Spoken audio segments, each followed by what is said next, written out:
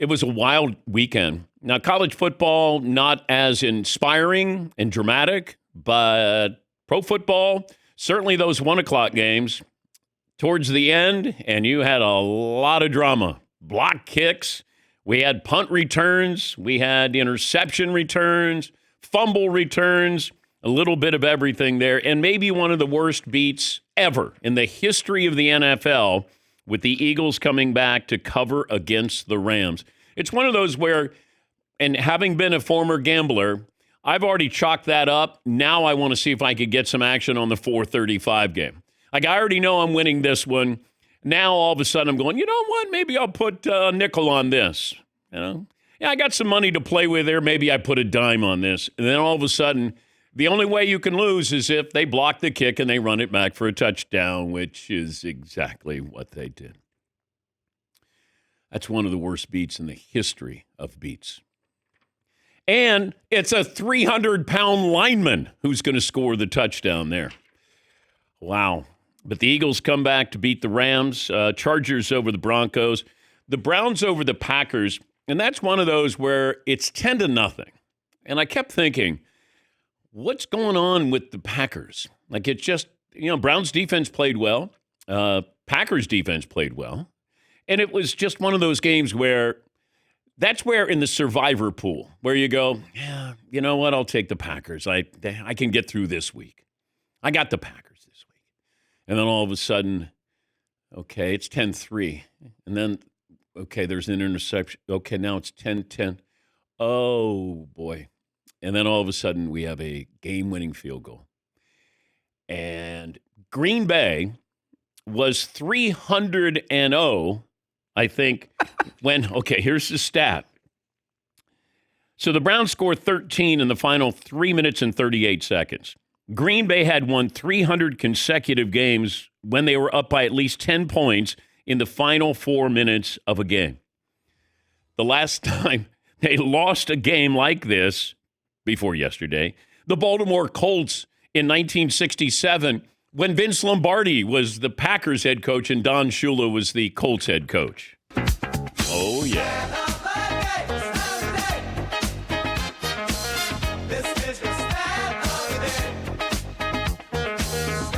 Stat of the day brought to you by Panini America.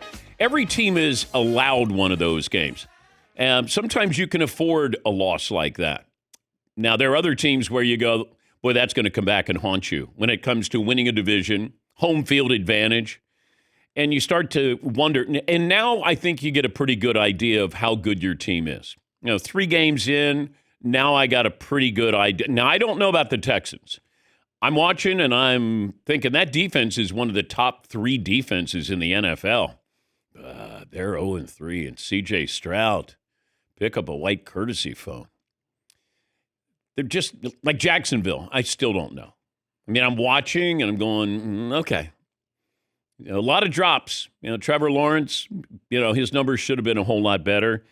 I think the Broncos are still going to be okay. That's a good win for the Chargers.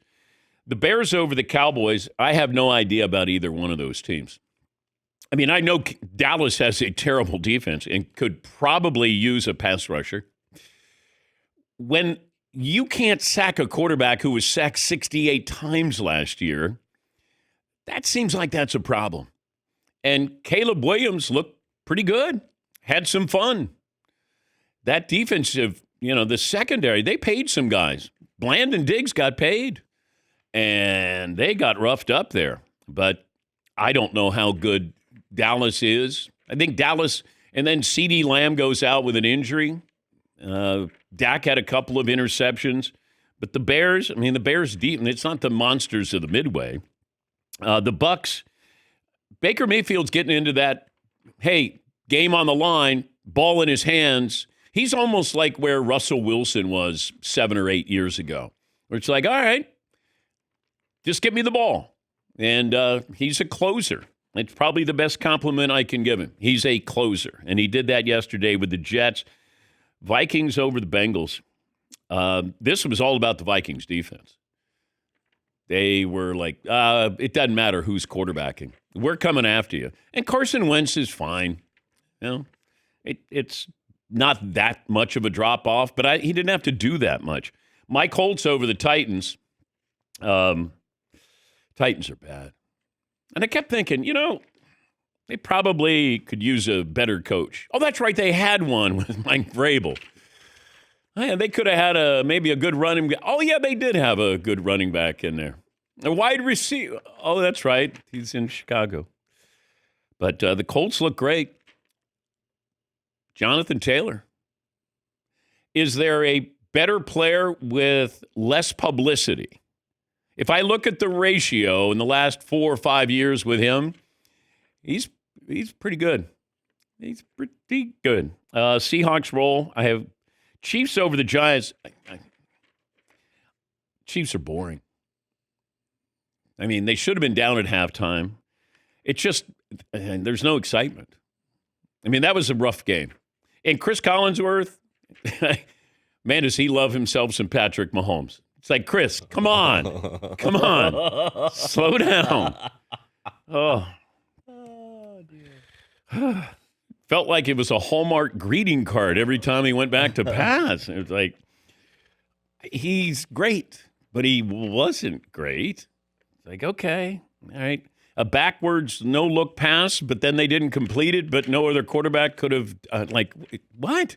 Who else could do that? Throw a crappy pass and then recover. Oh, man. Seton, got a poll question for us for the first hour of the program? Yeah, I'm calling this the come back to haunt you game from this weekend. Ooh. Okay. What is the come back to haunt you game this weekend? Say the Broncos losing to the Chargers.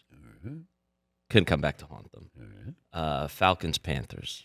What the heck happened? What the heck happened, huh? I'll give you one of those games a year, but you can't even. And then they let go their longtime kicker, and Koo, and then Romo comes in. They should have had Tony Romo kicking. They might have had better results there. You can't get a field goal, and then you bench Michael Penix Jr. the third. Oh boy. Phew. What other? Let's see. We got the Rams, Eagles. Yeah. I don't know if that loss, you lose and you had a chance to win. I don't know. Sometimes losses count like 1.5 losses. Yeah. Does that hurt you home field? Do you win your division? Chargers have won all 3 games. They have been against divisional opponents, I believe. So you have. I mean, that's great momentum there. And when you have one of those losses, at the end of the year, is Denver looking at that and going, that they might look at the Colts game because that's the one, they should have won and didn't. That might be the one where you go, hey, that cost us. Yes, Todd. Can good or very good teams have moral victories? We always focus on the bad teams with a moral victory. Like for the Rams, that's not a moral victory. You say, it was against the Super Bowl champs on their field. They should have won the game. When you're up 26-7. Yes. I think if it would have been reversed and, they were the ones coming back, and then you go, okay, man, we had a pretty good stand against a really good team. I mean, the Eagles weren't anything special until they needed to be, and then Jalen Hurts all of a sudden, looked great and leading them to 3 touchdowns. But to lose like that's one of those that stays with you. It feels like a little bit longer. Who else is on the list, Seton? On that list, I have Packers, Browns, and Patriots, Steelers. Oh, boy. Well, if you believe in the Patriots, then that's probably the game that's going to keep you out of the playoffs. And you have the fumbles, and they are, you're scoring, you're moving the ball on the Steelers. That one's tough. Those are tough. That's tough. That's not ideal. The Packers probably, that won't hurt them. Now, maybe home field advantage. That's whenever I see a loss that it is that bad for a team that's that good, then I always think, okay, are you on the road in the second round of the playoffs?